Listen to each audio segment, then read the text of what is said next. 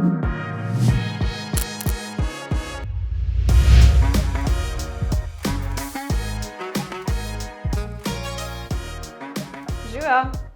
Ljudje imamo različne nakupne navade.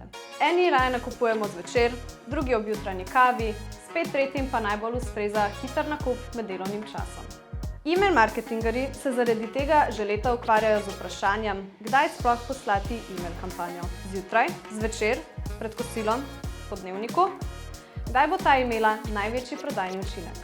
S prilagoditvijo dneva ali ure pošiljanja lahko hitro vplivamo na prodajne rezultate kampanje. Težava je le v tem, da sprememba običajno ustreza le enemu, navadno največjemu segmentu naših prejemnikov, ne pa vsem. Zato je naslednji korak, da prilagodimo čas pošiljanja kampanje vsakemu posamezniku. Poglejmo kako.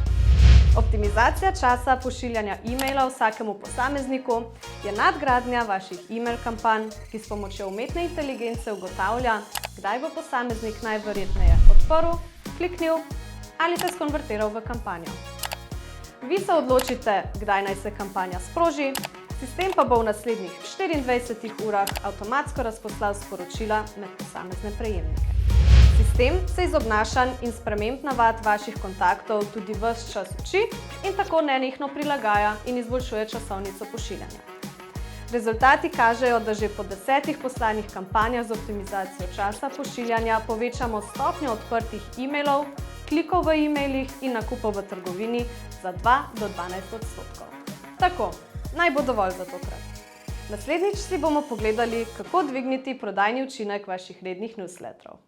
Se vidimo!